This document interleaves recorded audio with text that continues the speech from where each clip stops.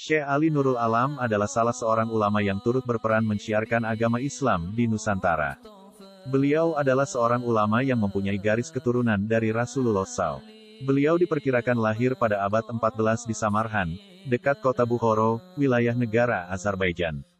Beliau menikah dengan wanita dari Siam dan dikaruniai putra, Syekh Abdullah Syekh Nurul Alam nasab Syekh Ali Nurul Alam Nabi Muhammad Rasulullah Sayyidah Fatimah Az-Zahra Ali bin Abi Thalib Al-Imam Al-Husain Al-Imam Ali Zainal Abidin Al-Imam Muhammad Al-Bakir Al-Imam Jafar Sadiq Al-Imam Ali Al-Uraidi Al-Imam Muhammad An-Nakib Al-Imam Isa Ar-Rumi Al-Imam Ahmad Al-Muhajir As-Sayyid Ubaidillah As-Sayyid Alwi As-Sayyid Muhammad As-Sayyid Alwi As-Sayyid Ali Hali Kasam As-Sayyid Muhammad Sahib Mirbat As-Sayyid Alwi Amil Faqih As-Sayyid Abdul Malik Azmatkan As-Sayyid Abdullah As-Sayyid Ahmad Jalaluddin As-Sayyid Husain Jamaluddin Al-Akbar, Syekh Jumadil Kubro As-Sayyid Ali Nurul Alam. Syekh Ali Nurul Alam diperkirakan wafat pada abad akhir 15. Adapun Syekh Ali Nurul Alam dimakamkan di Siam, Muang Thai. Beliau dididik dan dibesarkan oleh ayahanda Syekh Jumadil Kubro, As-Sayyid Jamaluddin Al-Akbar. Guru Syekh Ali Nurul Alam Syekh Jumadil Kubro, As-Sayyid Jamaluddin Al-Akbar. Anak-anak Syekh Barakat Zainal Alam Syekh Abdullah Syekh Nurul Alam setelah melakukan perjalanan dari Samarkand menuju Persia kemudian dilanjutkan menuju ke Turki bersama ayahanda yaitu Syekh Jumadil Kubro dan dua saudara beliau yaitu Syekh Ibrahim Asmorokondi dan Syekh Barakat Zainal Alam. Ketika menetap di Turki ayahandanya mendapat tugas dari Sultan Turki yaitu Sultan Mahmud I. Untuk berangkat ke Jawa Dwipa untuk melakukan misi kenegaraan sekaligus misi dakwah. Dalam perjalanan menuju Jawa rombongan mampir dahulu di daerah Pasai. Dan di sanalah beliau berpisah dengan saudaranya Syekh Ibrahim Asmorokondi. Pada tahun 1399 rombongan dari Turki telah tiba di Jawa. Mereka menuju daratan Tandes, sebuah pelabuhan terbesar di Jawa kala itu. Selepas turun dari kapal, para utusan Turki beristirahat sejenak melepas lelah. Kemudian perjalanan dilanjutkan melalui jalur darat menuju Trowulan. Sesampai di sana mereka merasa terhibur, ternyata di Trowulan juga telah ada sekelompok masyarakat Muslim.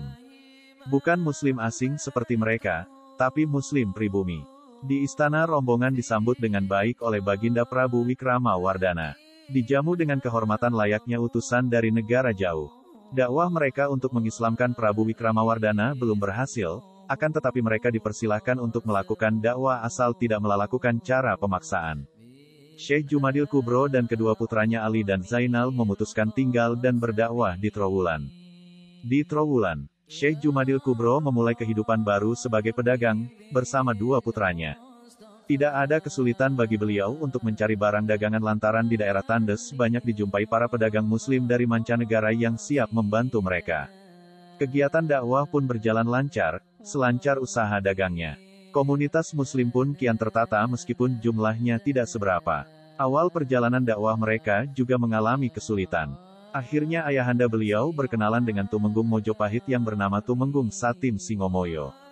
Karena hanya beliaulah seorang pejabat kerajaan yang bisa diajak musyawarah tentang kesulitannya di dalam berdakwah untuk mengembangkan ajaran Islam. Kala itu beliau sudah memeluk agama Islam walaupun hal ini tidak berani dilakukan secara terang-terangan.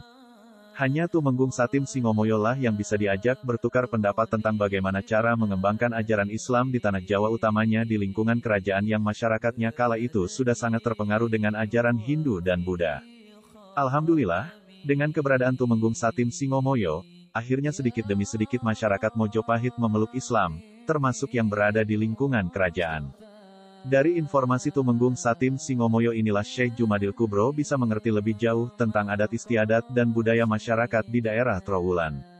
Keadaan di sekitar pusat kerajaan Majapahit semakin lama semakin memprihatinkan, baik akibat terjadinya perang saudara maupun akibat sering terjadinya perselisihan di antara pegawai kerajaan yang sudah memeluk Islam dan pegawai kerajaan yang masih beragama Hindu.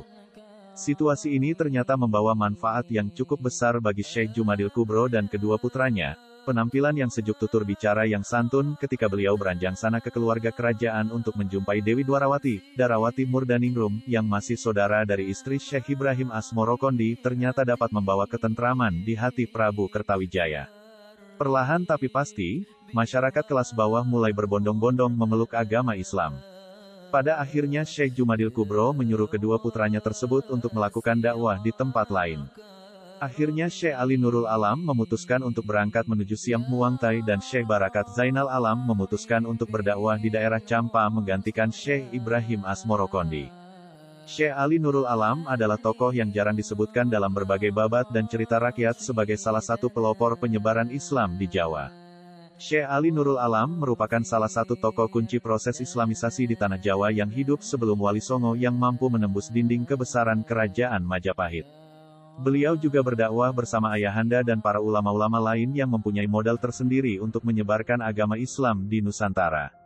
Beliau umumnya dianggap bukan keturunan Jawa, tetapi berasal dari Asia Tengah Samarkand Uzbekistan melalui laut ke Jawa atau orang-orang Islamis yang tetap kuat dalam agama Hindu pada masa pemerintahan Majapahit. Syekh Ali Nurul Alam memiliki semangat tinggi dalam memperjuangkan agama Islam. Awal dimulai dakwah dengan cara berdagang. Tidak ada kesulitan bagi beliau untuk mencari barang dagangan lantaran di daerah Tandes banyak dijumpai para pedagang muslim dari mancanegara yang siap membantu mereka. Kegiatan dakwah pun berjalan lancar, selancar usaha dagangnya. Komunitas muslim pun kian tertata meskipun jumlahnya tidak seberapa. Penampilan yang sejuk tutur bicara yang santun ketika beliau menyampaikan dakwah hingga beliau dianggap tokoh yang dianggap mampu menenteramkan situasi kerajaan Majapahit yang sedang dilanda kekacauan pada waktu itu. Perlahan tapi pasti, masyarakat kelas bawah mulai berbondong-bondong memeluk agama Islam, mengikuti ajaran Syekh Ali Nurul Alam yang dengan bijak dan santun menyampaikan misi dalam dakwahnya.